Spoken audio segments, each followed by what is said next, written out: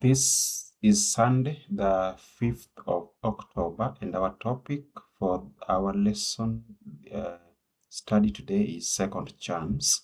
So, read Joshua chapter 2, verse 1, along with Numbers chapter 13, verse 1 to 2, 25 to 28, and 33, and Numbers 14, 1 to 12.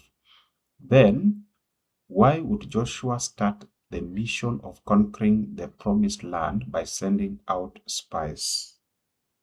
Okay, so let's read Joshua chapter 2, verse 1. King James Version says, "And Joshua the son of Nun sent out of Shittim 2 men to spy secretly, saying, Go view the land, even Jericho. And they went and came into an harlot's house named Rahab and lodged there." Let's read Numbers chapter 13. Numbers chapter 13, verse 1 to 2.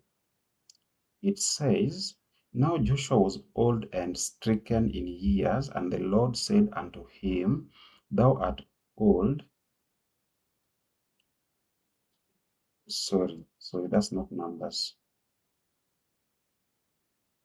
Numbers 13, 1 to 2. "And the Lord spake unto Moses, saying, Send thou men, that they may search the land of Canaan, which I give unto the children of Israel. Of every tribe of their fathers shall ye send a man, every one a ruler among them."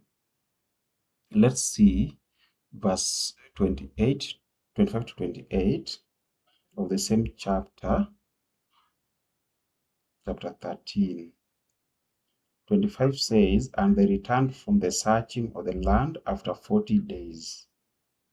26, "And they went and came to Moses and Aaron and to all the congregation of the children of Israel, and to the wilderness of Paran and to Kadesh, and brought back the word unto them and unto all the congregation, and shewed them the fruit of the land." 27, "And they told him and said, We came unto the land whither thou sentest us, and surely it floweth with milk and honey, and this is the fruit of it."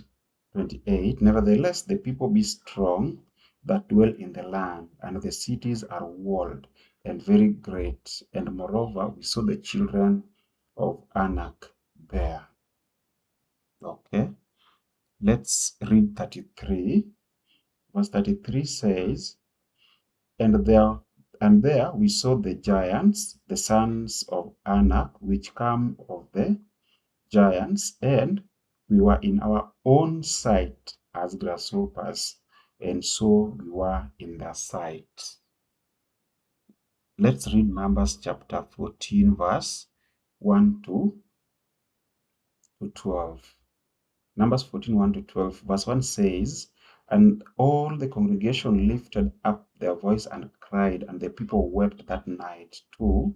And all the children of Israel murmured against Moses and against Aaron. And the whole congregation said unto them, Would God that we had died in the land of Egypt, or would God had we died in this wilderness?" Verse 3, "And wherefore hath the Lord brought us unto this land, to fall by the sword, that our wives and our children should be a prey? Were it not better for us to return into Egypt?" Verse 4, "And they said one to another, Let us make a captain, and let us return into Egypt. Then Moses and Aaron fell on their faces, 5. "Then Moses and Aaron fell on their faces before all the assembly of the congregation of the children of Israel, and Joshua the son of Nun, and Caleb the son of Jephunneh, which were of them that searched the land, rent their clothes, And they spake unto all the company of the children of Israel, saying, The land which we passed through to search it is an exceeding good land. 8. If the Lord delight in us, then he will bring us into this land, and give it to us, a land which floweth with milk and honey. 9. Only rebel not ye against the Lord, neither fear ye the people of the land, for they are bread for us. Their defense is departed from them, and the Lord is with us. Fear them not. 10. And all the congregation bade stone them with stones, and the glory of the Lord appeared in the tabernacle of the congregation before all the children of Israel. 11. And the Lord said unto Moses, How long will these people provoke me? And how long will it be ere they believe me for all the signs which I have showed among them? Our last verse for now, 12. I will smite them with a pestilence and disinherit them, and I will make of thee a great nation and mightier than they. So after reading those verses, why would Joshua start the mission of conquering the promised land by sending out spies? The place from which the two spies are sent out, Acacia Grove, in New King James Version, is called Shittim in the Hebrew text, and it reminds us of two negative episodes of Israel's history. The first is another spy story found in Numbers chapter 13, featuring the same essential elements: the commissioning of the spies, the secret incursion of the spies into the enemy territory, the return of the spies, the report of the spies on their findings, and the decision to act based on the report. The other incident at Shittim represents one of the most defiant, idolatrous violations of the covenant by the Israelites, when, at the instigation of Balaam, they committed a debauchery with the Moabite women and worshipped their gods, found in Numbers chapter 25, verse 1 to 3, and Numbers chapter 31, verse 16.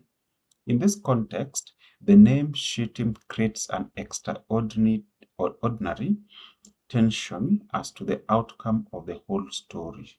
Will it be another failure on the border of the promised land, or will it lead to the long-awaited fulfillment of the ancient promise?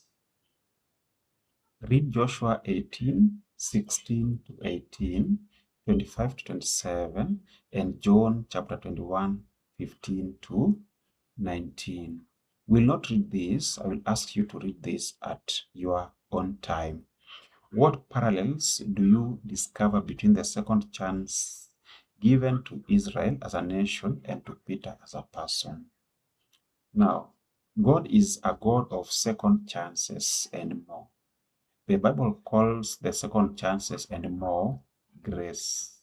Grace is simply receiving what we don't deserve. Let me repeat that. Grace is simply receiving what we don't deserve. The teaching of the Bible is replete with the concept of grace. Compare with Romans chapter 5, verse 2, Ephesians chapter 2, verse 8, Romans chapter 11, verse 16, verse 6. God graciously offers everyone the possibility of a fresh start. See that in Titus chapter 2, verse 11 to 14.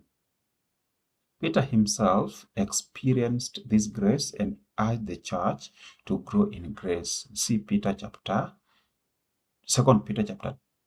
3, verse 18.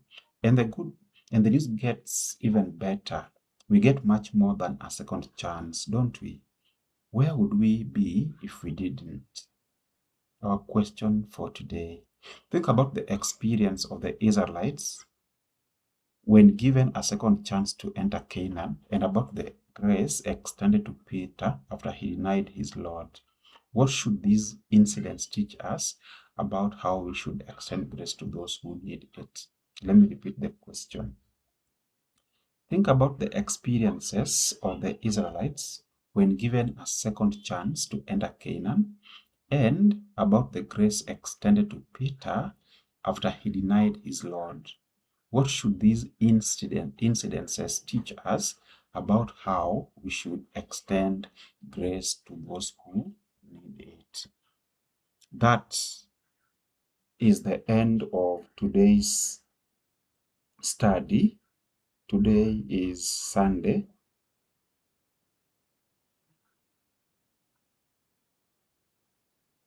Today is Sunday, the 5th. I want to remind us of the key text, the memory text that we have for this week, found in Hebrews chapter 11, verse 31, and it says, "By faith the harlot Rahab perished not with them that believed not, when she had received the spies with peace." That is King James Version. By faith the harlot Rahab perished not with them that believed not, when she had received the spies with peace. God bless you, and see you tomorrow on Monday. Thank you.